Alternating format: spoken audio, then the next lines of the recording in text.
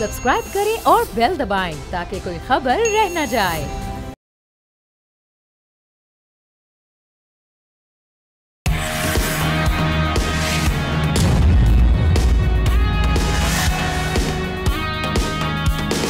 अस्सलामुअलैकुम नाजरीन, आप देख रहे हैं न्यूज़ पंच में हूँ आमना खटाना। गुज़श्ता साल 4 मार्च को शहबाज शरीफ ने बतौर वज़ीर आज़म हल्फ उठाया। आज हुकूमत का 1 साल मुकम्मल होने पर उन्होंने माशी इस्तेहकाम और महंगाई में कमी को हुकूमत की बड़ी कामयाबी करार दी है।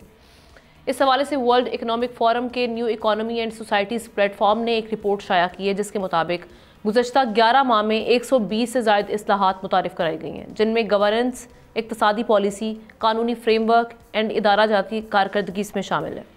कानून साजी पर नज़र डालें तो 1 साल में 51 बिल्स मंजूर किए गए हैं, जिनमें 26वीं आईनी तरमीम भी शामिल है। हुकूमत का दावा ये है कि सऊदी वफ्द, चीनी वज़ीर आज़म और तुर्की के सदर के दौरे से सरमायाकारों का एतमाद बहाल हुआ है। हुकूमत के दावे कितने दुरुस्त हैं और आइंदा 4 सालों में किन चैलेंजेस का मज़ीद सामना रहेगा, इसी पर बात करते हैं। सीनियर एनालिस्ट एहतशामुल हक साहब ने हमें ज्वाइन किया। Thank you so much sir. किस तरह से देख रहे हैं, अगर आप जायज़ा लें हुकूमत के 1 साल का, माशी अशारिये तो बेहतर हुए हैं, उसमें कुछ राहत भी हम देख रहे हैं, रुपया भी उसमें मुस्तहकम देख रहे हैं, और साथ ही साथ जो हम देख रहे हैं कि तरसीलात ज़र और बरामदात के हवाले से भी आज हम देख रहे हैं कि हेडलाइंस में अच्छी खबरें ही पाई जा रही हैं। लेकिन ओवरऑल अगर हम इसको माशी लिहाज से और सियासी लिहाज से देखा जाए तो एक साल आप किस तरह से देख रहे हैं गवर्नमेंट का, और मज़ीद किन चैलेंजेस का सामना रहेगा अब हमें?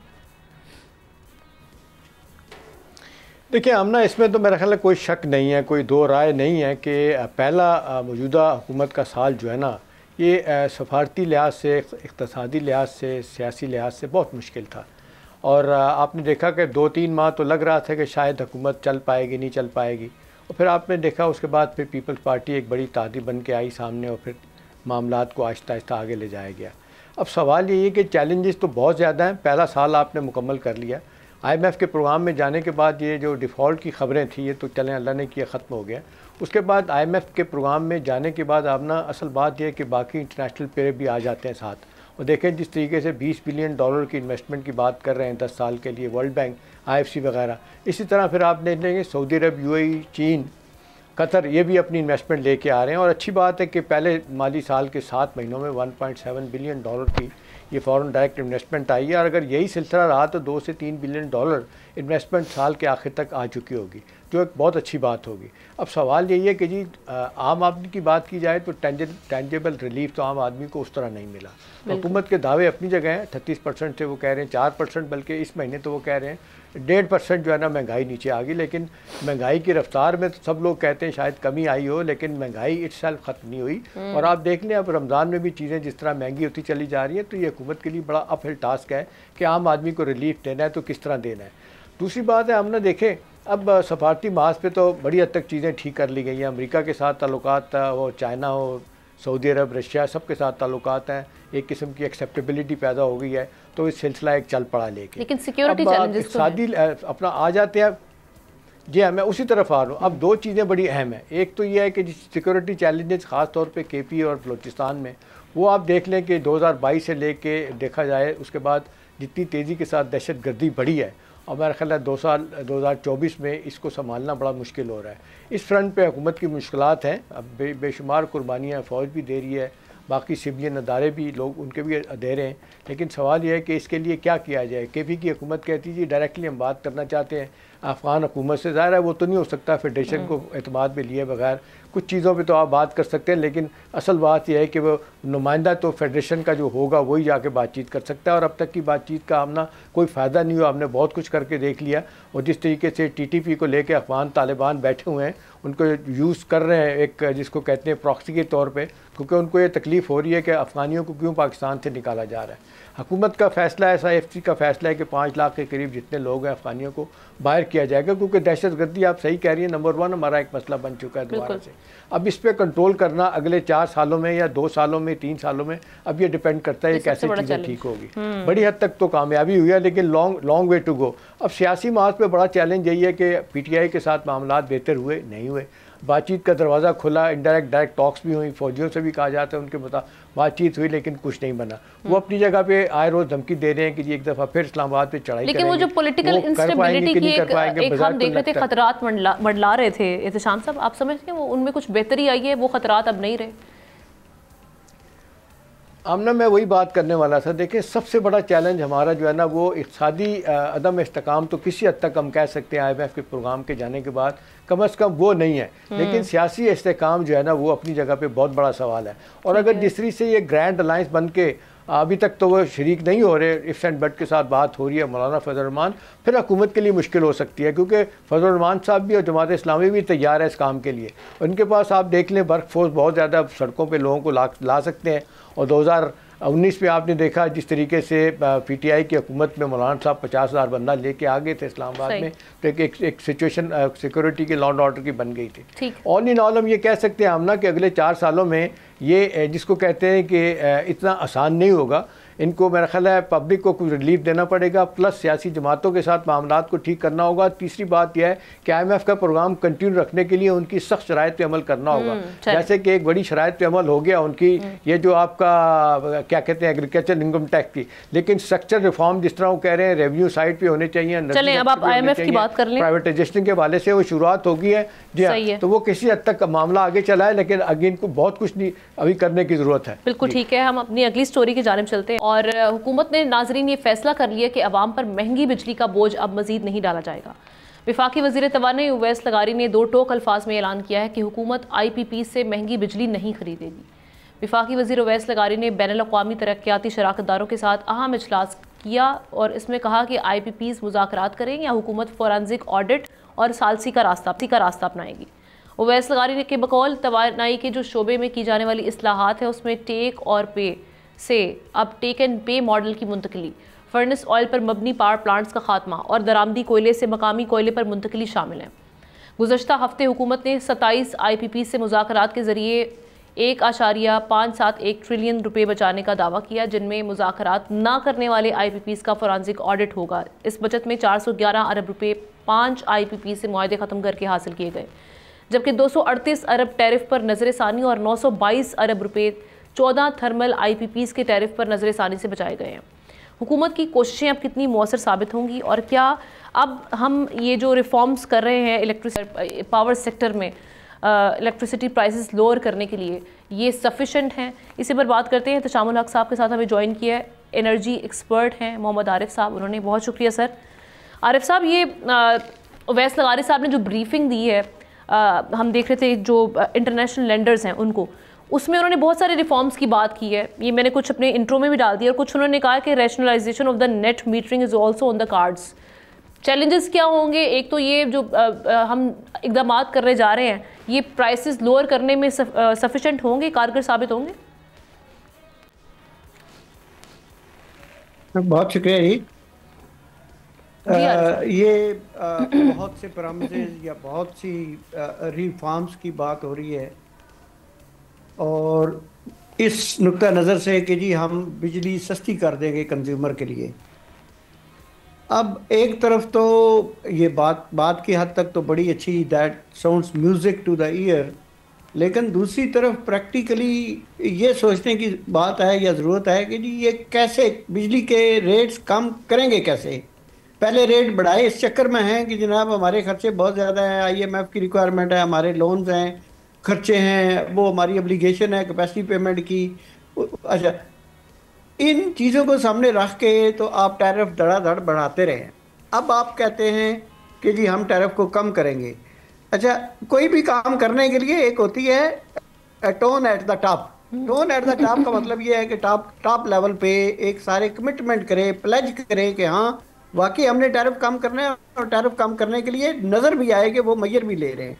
ठीक है। अच्छा, मुझे मैयर जो है ना वो नज़र नहीं आ रहे। मैयर बड़ी इंटरेस्टिंग है कि अभी पिछले 3-4 दिन पहले ही आपने देखा फेडरल कैबिनेट कितनी बढ़ा दी गई है और उनके खर्चे और उनकी तनख्वाहें और उनकी सारी चीज़ें लवाजमात भी पहले वो बढ़ाई हैं, फिर नंबर ऑफ जिसको कहते हैं लेजिस्लेटर्स बढ़ा दिए गए। कानून साजी क्या हो रही है कंज्यूमर्स के लिए, उस पर कोई अमल दखल नहीं है।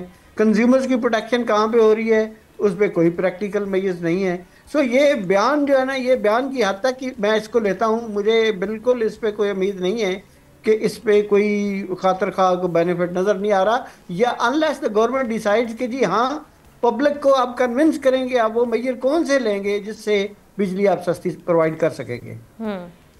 बिल्कुल ठीक है। एहतशाम साहब, आप समझते हैं कि जो मेन इश्यूज हैं, जैसे अभी आरिफ साहब भी कह रहे हैं कि उनको तो एड्रेस किया नहीं जा रहा, फिर ये किस तरह से बिजली के हम प्राइसेस लोअर होते हुए देखेंगे? अप्रैल में दावे भी किए जा रहे हैं कि जी हम बिजली सस्ती फराहम करेंगे, और साथ ही साथ अब यहाँ पे जो IMF और जो दीगर वर्ल्ड बैंक हैं, इंटरनेशनल लेंडर्स हैं, उनको ब्रीफ किया गया। ब्रीफिंग में जो बातें की गई हैं, आप समझते हैं कि वो वाकई रियलिस्टिक हैं? देखिए, हमने ये बयान तो बड़ा बोल्ड दे दिया अवैस लगारी साहब ने कि जी या तो सालसी पे जाएंगे, तो या फिर दूसरी तरफ वो कहते हैं फॉरेंसिक वाला हमारे पास एक ऑप्शन है, यानी हम साबित कर सकते हैं कि आपने बहुत माजी में गलतियाँ की, इलीगल तरीके से पैसा बनाया, बेकायदियाँ थी बिजली के तरसील में। अब सवाल तो यही है कि आमना के 90 के करीब पोटेंशली हम देखते हैं IPPs हैं, जिनसे 15-16 से जो बातचीत हुई, 4-5 से कामयाब हुई, अभी कुछ लोगों के साथ कामयाब बातचीत चल रही है। किस हद तक कामयाब होती है देखने वाली बात है। असल बात यह है कि ये क्या वजह है कि जो इस वक्त 70 के करीब IPs हैं, उन्होंने रिफ्यूज़ कर दिया कि जी हम बातचीत नहीं करेंगे, जबकि उनको बताया गया, टाइम एंड अगेन बताया गया, कागज़ पेंसिल रख के बताया गया कि आपकी इन्वेस्टमेंट कितनी थी, आपको 10 गुना ज़्यादा जो है ना आप अपना पैसा वसूल कर चुके हैं, और इसके अलावा प्रॉफिट आप अलहदा ले चुके हैं, असल रकम भी आप ले चुके हैं। अब पाकिस्तान में मुश्किल हालात हैं, तो थोड़ा सा आप इसको जो आपके साथ जो पैकेज माजी की हुकूमतों ने किया था उसको रिवाइज़ कर देते हैं कि जी किस तरह का टैरिफ होगा, लेकिन वो बात मानने के लिए तैयार ही नहीं है। अब असल बात ये आमना कि बिजली अगर सस्ती नहीं होगी तो आप देख लें, कंज्यूमर जो आम आदमी है, आप और मैं, उसके बाद इंडस्ट्रियल कंज्यूमर तो दो बातें कर रहे हैं ना। एक तो वो कह रहे हैं कि जी हमें अनइंटरप्टेड बिजली और गैस दी जाए, प्लस वो कहते हैं कि जी ये जो खित्ते में जो टैरिफ है इसका बिजली का, वो सबसे ज़्यादा है हमारे मुकाबले में, लिहाजा उसको भी कम किया जाए। तो हुकूमत के लिए तो दोहरी लड़ाई लड़ना पड़ रही है। अब सवाल ये है कि इन IPP के साथ कोई मामला तय होगा, तो अपेरेंटली मामला लगता है ये तय नहीं होगा, क्योंकि ये तुले हुए हैं, इनको आदत पड़ गई है कैपेसिटी पेमेंट के नाम पे बिजली पैदा हो ना हो उनको पैसा देना बड़ा ज़रूरी है, और बिजली हुकूमत ख़रीदे ना तब भी उनको पैसा देना बड़ा ज़रूरी है। तो मेरा ख्याल है ये फ्लॉड किस्म के जो मायदे किए गए, तो वैसे तो जिम्मेदारी उन पे है कि उनको बेनकाब किया जाए। इस पर जिन्होंने किक्स बैक दी थी माजी हुकूमतों ने, उनसे पूछा जाए कि भाई आपने किस तरह के वायदे किए थे। दुनिया में इतने महंगे वायदे 22%, 23%, 22-23 सेंट के फी बिजली के यूनिट पे आप दे के रहते हैं, क्यों हुआ? तो मेरा ख्याल आखिरी बात हमने इस हवाले से ये है कि हुकूमत तो अपने तौर पे कोशिश करती रहेगी, लेकिन अब मसला आ जाएगा, फिर जाएगा वर्ल्ड बैंक IMF के पास, वो तो यही बात करेंगे जी आपने वायदे किए हुए हैं, जिस तरह चाइनीज़ कहते हैं कि आपने वायदे किए हुए हैं, लिहाजा हुकूमत पाकिस्तान सॉवरेन गारंटी दे। तो मेरा ख्याल हमारे लिए मुश्किल होगा इसको कम करवाना। आरिफ साहब, इन IPP से निपटना एक तो हुकूमत के लिए कितना मुश्किल होगा, दूसरा ये कि ये जो अभी बात करें कि प्राइवेटाइजेशन करनी है पावर कंपनीज़ की, इसके लिए डिस्कोस को बेहतर बनाने के लिए भी एफर्ट्स की जा रही हैं, आपको लगता है कि हुकूमत संजीदगी से इकदाम कर रही है इस सिलसिले में भी, और ये कितना किरदार अदा करेगा पावर सेक्टर को बेहतर करने में? एक तो संजीदगी की बात है, चलो ये मान भी लिया 1 मिनट के लिए कि संजीदगी से ये शायद कोशिश कर रहे हैं, जैसे कुछ IPPs के साथ कोई उन्होंने टैरिफ को रिवाइज भी करवाया और कुछ ने रिफ्यूज़ कर दिया है। बात यह है कि वो संजीदगी तो एक तरफ है, दूसरी तरफ ये बात सबसे ज़्यादा इम्पोर्टेंट है कि इस वक्त जो हमारा एक कम्प्लेक्स या एक सिस्टम कोलैप्स हो चुका है इलेक्ट्रिसिटी सप्लाई का या एनर्जी सप्लाईज का, उस सिस्टम को ठीक करने के लिए क्या यही अप्रोप्रिएट मेजर्स हैं, या इसके अलावा अब कोई थोड़ा सा आउट ऑफ बॉक्स सोचने की ज़रूरत है? देखिए, बात यह है कि आपको पॉपुलेशन के बढ़ने के साथ साथ आपको इलेक्ट्रिसिटी की कंजम्पशन बढ़नी चाहिए। इलेक्ट्रिसिटी की कंजम्पशन बढ़ने के लिए बस एक ही है कि अगर रीजनेबल रेट पे इलेक्ट्रिसिटी अवेलेबल हो, जैसे बिल्कुल सही कह रही है इंडस्ट्री, कमर्शियल सेक्टर सही कह रहा है, इंडस्ट्री सेक्टर सही कह रहा है कि जी आप अनइंटरप्टेड सप्लाई भी दें और रेट भी मुनासिब हो। जब ये दो चीज़ें आप कर लेंगे, वो क्या किसी भी बहाने से करें, आप कैपिटल स्पेंडिंग फर्दर शायद इसके अंदर ना करें, ये ट्रांसमिशन, डिस्ट्रीब्यूशन और जनरेशन के अंदर, तो फिर भी वो पैसे जो है वो आप शायद इसमें एडजस्ट करके तो बिजली के टैरिफ। तो आरिफ साहब, मेरा ख्याल है आरिफ साहब आप कर दें। आरिफ साहब, ये नहीं बेहतर होगा आरिफ साहब ये नहीं बेहतर होगा कि हम ये दोनों चीज़ें बाजार करने में कामयाब होते नज़र नहीं आ रहे तो हुकूमत अपने तौर पे भी एनर्जी सेक्टर जो है इसको रिस्ट्रक्चर करे, इसको रिवैम करे और इसको बेहतर करने की कोशिश करे। ये जो हम देख रहे हैं ट्रांसमिशन लॉसेज हैं, उसके बाद डिस्ट्रीब्यूशन लॉसेज हैं और फिर ये जिनकोज और डिस्कोज हैं इनको प्राइवेटाइज नहीं किया जा रहा है। ये अगर कर लें तो मेरा ख्याल हमारा काम थोड़ा बेहतर नहीं हो सकता। ये वो कह रहे हैं वैसे न्यू ट्रांसमिशन लाइंस हम कंस्ट्रक्ट कर रहे हैं, गवर्नमेंट ही क्लेम कर रही है। श्याम साहब मैं अगर आप एक मिनट मुझे इजाजत है, बिल्कुल वो करने यही है, लेकिन बात यह है कि हुकूमत की intervention itself is a problem at this point of time.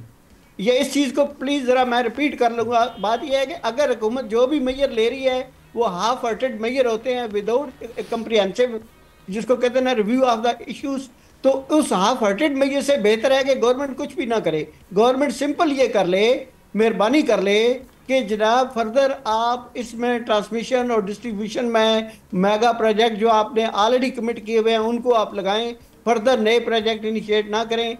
नए प्रोजेक्ट की बजाय आप अपना पैसा कैपिटल ना लगाएं, आवाम को कहें कि जी आप सोलर फ्रीली लगाएं और यूज़ करें। और उस पर ये जो अगले दिन ही 3-4 दिन पहले जिस तरह के उल्टे सीधे यहाँ पे आर्डर आते हैं कि जनाब जो नेट यूनिट जो एक्सपोर्ट करते हैं उस पर भी सेल टैक्स लगा दें, तो अगर इस तरह के उल्टे सीधे डिसीजन गवर्नमेंट करना छोड़ दे ना, फिर भी शायद हमारा सिस्टम बेहतर हो जाएगा, लोगों को कुछ सेंस ऑफ रिलीफ मिल जाए, वैसे ही सेंस ही मिल जाए कि हाँ हम अपनी मर्जी से कुछ कर सकते हैं। अब तो कुछ गवर्नमेंट भी तो मसाइल पैदा हो रहे हैं ना, पंजाब हुकूमत ने सोलर पे कोई सहूलत दी है, लेकिन दूसरी तरफ बापडा और बाकी जो पावर कंपनी है वो कह रही है कि जी ये सोलर पे भी आप टैक्स बढ़ाएं और टैक्स लगाएं। तो आप देखें एक तरफ हुकूमत छूट देती है इस हवाले से, इम्पोर्ट करने के हवाले से सोलर, और दूसरी तरफ आप ये कहते हैं कि जी टैक्स बढ़ा दिया जाए। तो ये बजाय इसके अपना काम ठीक करें, बिजली की चोरी को रोके, वो नहीं रोक रहे, वो सोलर जो लगा रहे हैं उनके ऊपर कहते हैं टैक्स लगाया जाए। जी क्विकली आरिफ साहब,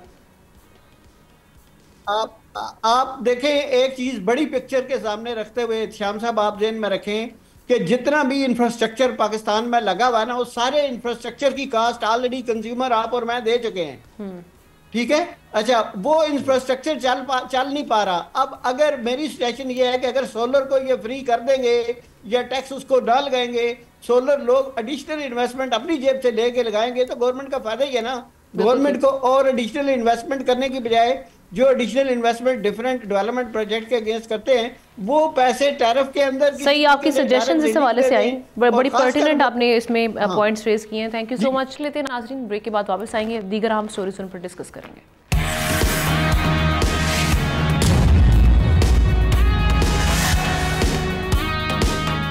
वेलकम बैक। सिक्योरिटी मामलात के हवाले से बात करेंगे। दहशतगर्दी के वाक़यात में एक बार फिर तशवीशनाक इजाफा हुआ है।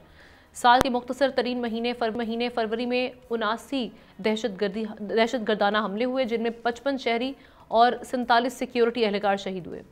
दहशतगर्दों के खिलाफ सिक्योरिटी फोर्सेस के ऑपरेशन में भी तेज़ी आई है, जिनमें 156 दहशतगर्द मारे गए। 2025 के पहले 2 माह में 153 दहशतगर्द हमले हुए, जिनमें 179 अफराद शहीद हुए। खैबर पख्तूनख्वा और बलूचिस्तान में दहशतगर्दी में इजाफे की बड़ी वजह उनकी सरहद का अफगानिस्तान से जुड़ा होना है। अफगानिस्तान में मौजूद दहशतगर्द अफगान हुकूमत की मुआवनत से सरहद पार करके पाकिस्तानी इलाकों में दहशतगर्दाना कार्रवाइयाँ करते हैं। इस साल मुल्क में होने वाले ज़्यादातर दहशतगर्दाना वाक़यात की जिम्मेदारी अफगानिस्तान में मौजूद कलअदम TTP कबूल कर चुकी है। पाकिस्तान के बारहा तहफ़्फ़ुज़ात के इजहार के बावजूद अफगान हुकूमत इनके खिलाफ कार्रवाई से गुरेज़ां दिखाई दे रही है। दूसरा, हम देख रहे हैं कि पाकिस्तान और अफगानिस्तान के दरमियान सरहदी मकाम तोरखम पर दोनों ममालिक की सिक्योरिटी फोर्सेस में भी झड़पें हो चुकी हैं, जिसके बाद से हालात वहाँ पर कशीदा दिखाई दे रहे हैं।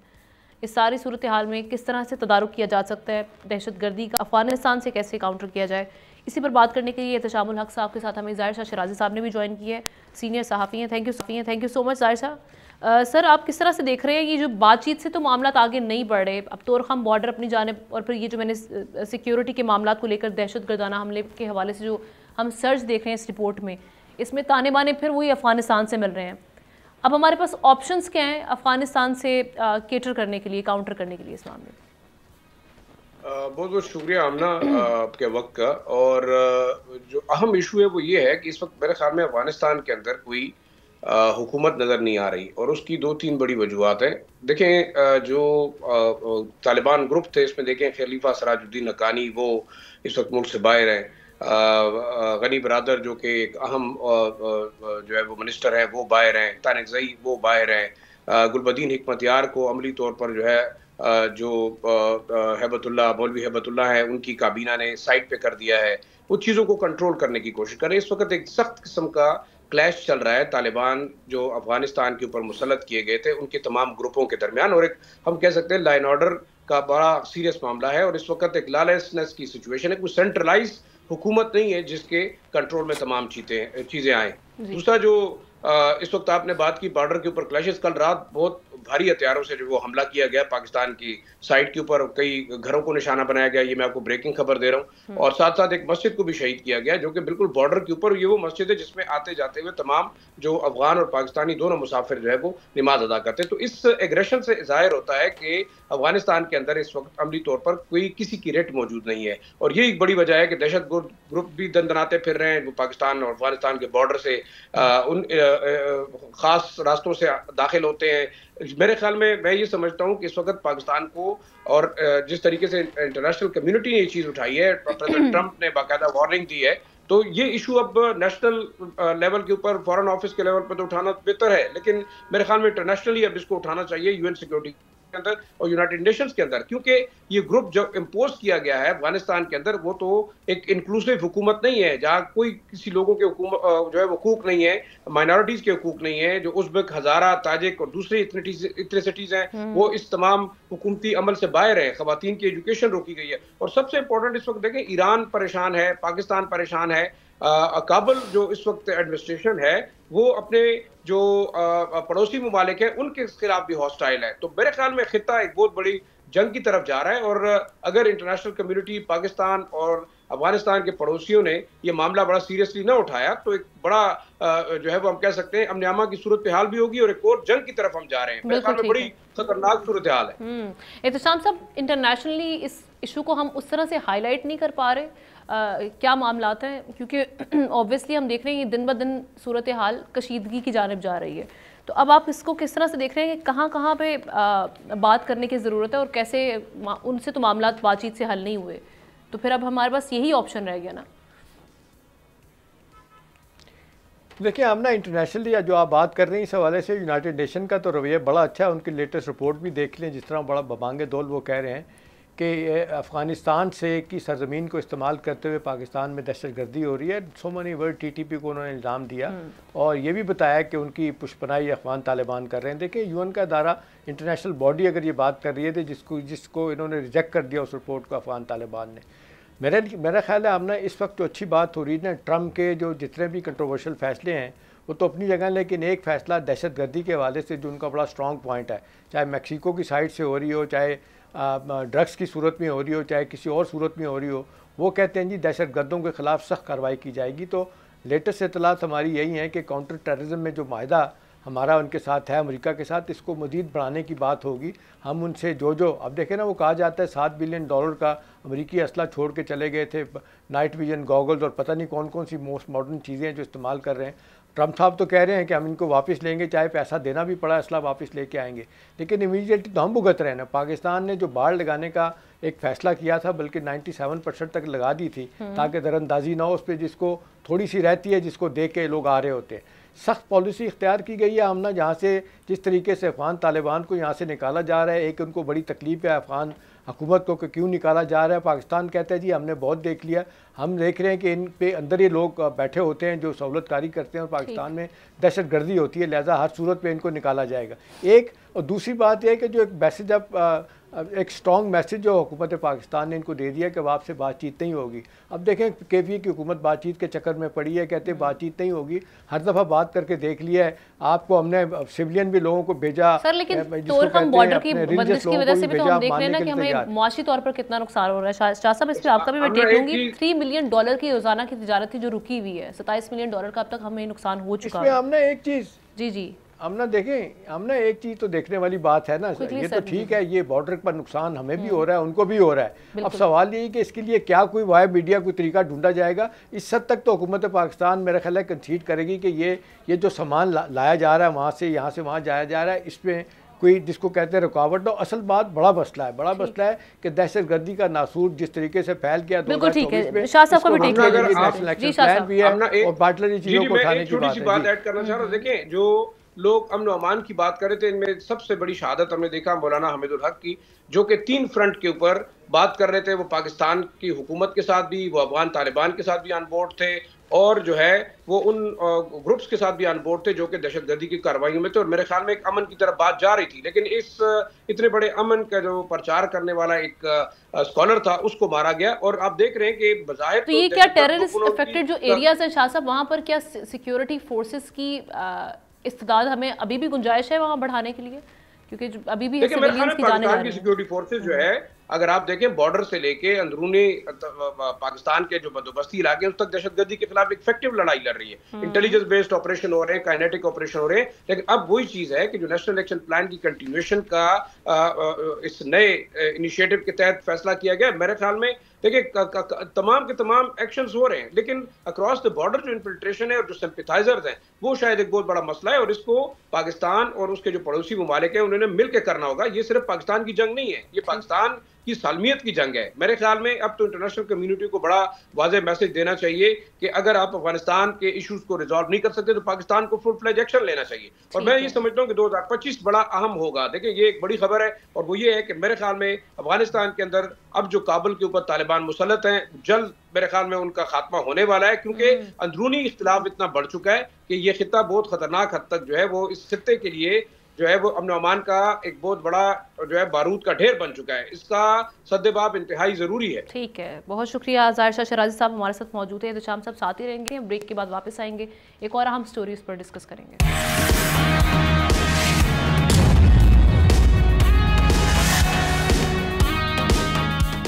एक और अहम खबर आपसे शेयर करते हैं। नाजरीन, म्यांमार में पाकिस्तानियों के जबरी कैद में होने का इंकशाफ हुआ है। मीडिया रिपोर्ट्स ये बताती हैं कि 500 से ज़्यादा पाकिस्तानी नौजवान और दर्जनों खवातीन जबरी कैद में हैं, जिन्हें बेगार कैंप्स में न सिर्फ तशद्दुद का निशाना बनाया जा रहा है बल्कि गैर कानूनी और माली जराइम पर भी मजबूर किया जाता है। इन नौजवानों में अक्सरियत आला तालीम याफ्ता नौजवानों की है, जिन्हें रोज़गार के सुहाने ख्वाब दिखाकर भयानक धोखा दिया गया। सोशल मीडिया के जरिए पुरकशिश नौकरियों के झांसे में ये लोग एजेंट्स को पैसे देकर बैंकॉक पहुंचे, जहां से उन्हें म्यांमार के सरहदी इलाकों में पहुंचाकर कैद कर लिया गया। थाईलैंड में पाकिस्तानी हाई कमिश्नर ने इंकशाफ किया कि इनमें 11 पाकिस्तानियों ने फरार की कोशिश की, जिनमें से 6 बच निकले जबकि 5 लापता हो गए। आला तालीम याफ्ता पाकिस्तानी नौजवान इंसानी स्मगलर्स का निशाना बनने से कैसे बच सकते हैं और क्या हुकूमत को इस सिलसिले में करना चाहिए, करते हैं। हमें ज्वाइन किया है तशामुल हक साहब के साथ अदनान पराचार साहब ने, वाइस चेयरमैन है ओवरसीज एम्प्लॉयमेंट। दोनों को वेलकम कहेंगे। आपकी जानिब एहतशाम साहब मैं आऊँगी। पहले इस इशू को किस तरह से देख रहे हैं और यहाँ पर आप नेग्लिजेंस किस साइड से देख रहे हैं? हमने देखें, ये तो बड़ी अनूनी सी बात हुई है। एक अरसे के बाद हमने देखा कि म्यांमार जैसा फॉर्म ऑफ बर्मा, मेरे तो हैरत की बात है कि हमारे पढ़े लिखे लोग जो है ना वो जेन्युइनली वो चीज़ों को असेस ही नहीं करते।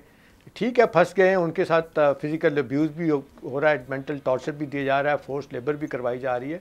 लेकिन आप देख लें कि कोई मुल्क भी तो ऐसा हो कि जहाँ पे ऑनलाइन को काम हो रहा है, वहाँ पे बहुत ज़्यादा दुनिया के साथ मिल के वो बिज़नेस कर रहे हैं। वहाँ तो सब कुछ ठप हुआ है, वहाँ तो एक फ़ौजी जनता बैठी हुई है, वहाँ पे सारा का सारा मामला उनका रो पीट के चल रहा है वहाँ पे। तो हमारे पढ़े लिखे लोग जो उनको खुद सोचना चाहिए कि कोई मुल्क भी तो देखें जहाँ पे इस तरह का काम है, जहाँ की इंडस्ट्री डेवलप हो रही है, जहाँ पे बिज़नेस के चांसेस ज़्यादा हैं, जहाँ पे ऑनलाइन काम हो सकता है। आपने इश्तिहार देखा और आप वहाँ चले गए। ठीक है, अब ये मुश्किल है, अब ठीक है एम्बेसी हमारी क्या करेगी नहीं करेगी, लेकिन हम ना देखें ना at the end of the day तो सवाल लोग यही करेंगे ना कि भाई आप पढ़े लिखे लोग हैं, आपको खुद नहीं पता कि किस मुल्क में जाना है, किस मुल्क में नहीं जाना। मुझे याद है बहुत पहले इसी तरह से एक झांसा दे के, आपको याद होगा, हमारे एक सिक्योरिटी के एक अफसर को अगवा करके ले गए थे और बुनियादी तौर पे वो राह ने काम दिखाया था, नेपाल बुलाया उनको नौकरी के लिए, उसके बाद वहाँ से उठा के ले गया। 8-10 साल हो चुके हैं, आज तक उस तो वापस नहीं भेजा गया। तो मेरा ख्याल है ये देखना चाहिए खुद भी लोगों को कि भाई ज़मीनी हक़ाइक़ क्या हैं। कोई चलो मैं नहीं समझता कि साउथ ईस्ट एशियन कंट्रीज़ में ये मुल्क है। अदनान साहब की जाने में चलती हूँ। अदनान साहब, एक तो ये चीज़ कि हम देख रहे हैं कि अरसे से पिछले चंद सालों से इलीगल वे से यूरोप जाने का सिलसिला, उसमें कई जाने हमारे यहाँ के लोग गंवा चुके हैं।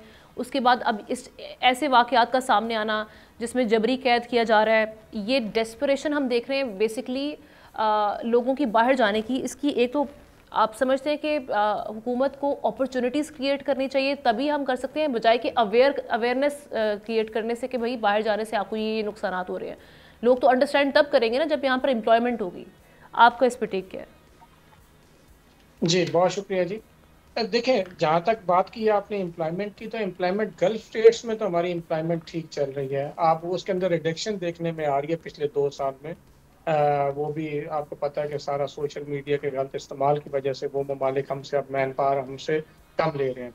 और जहाँ तक आपने बात की कि डिस्प्रेशन, तो ये डेफिनेटली पाकिस्तान की जो यूथ है, स्पेशली जो पढ़े लिखे लोग हैं, उनको बाहर जाने का एक आसरा और झांसा दिया जाता है, एजेंट माफिया देते हैं। और स्पेशली क्योंकि हमारे यूरोपियन सेक्टर्स हमारे लिए प्रॉपरली ओपन नहीं है। मैं हर प्लेटफॉर्म पे ये दरख्वास्त कर चुका हूँ गवर्नमेंट ऑफ पाकिस्तान से कि हमारे यूरोपियन कंट्रीज़ में इस टाइम पे ऑलमोस्ट 1 मिलियन से ज़्यादा वर्क फोर्स की रिक्वायरमेंट है यूरोपियन कंट्रीज़ को। और पाकिस्तान हमारे जो उन ममालिक के साथ MOU से निकल के अब हमें एग्रीमेंट्स की तरफ जाना होगा, ताकि हम अपनी जो यूथ है, स्पेशली पढ़े लिखे हैं, हॉस्पिटैलिटी में है, डॉक्टर्स हैं, इंजीनियर्स हैं, जितनी भी हमारी पढ़ी लिखी यूथ है, उनको हम यूरोपियन साइड पे प्रॉपर थ्रू लीगल चैनल भेज सकें। अब प्रॉब्लम ये है कि गल्फ स्टेट्स वो लोग बच्चे जाना नहीं चाहते। उनका जो ड्रीम होता है वो यूरोपियन साइड होता है।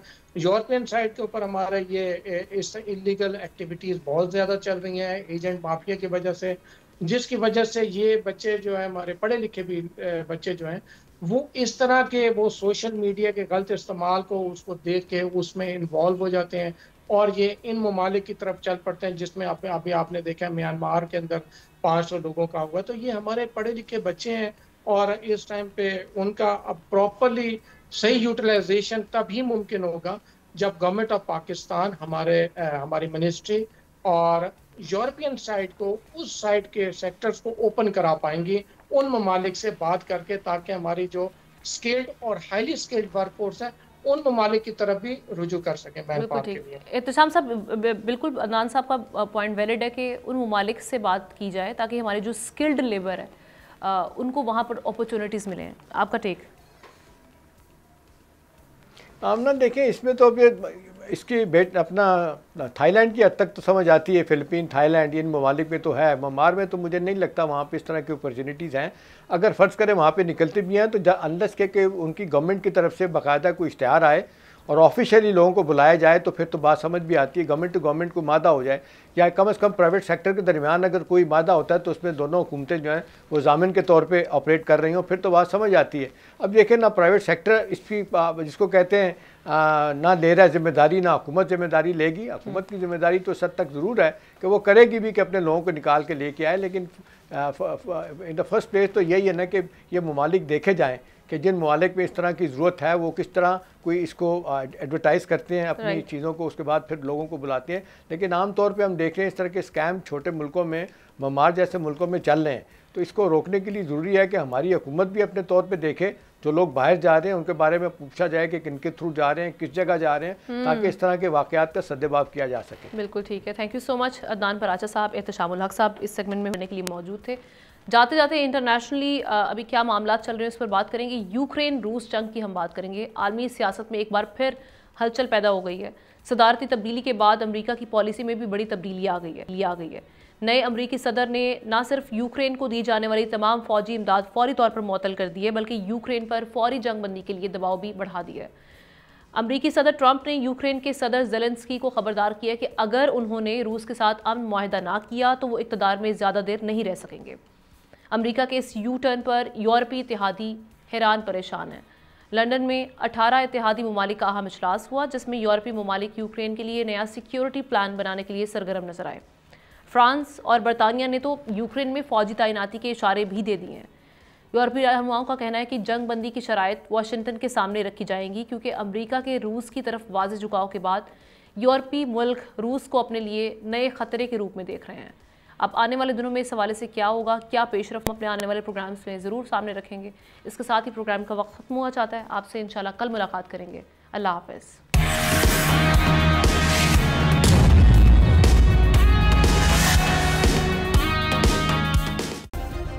सब्सक्राइब करें और बेल दबाएं ताकि कोई खबर रह न जाए।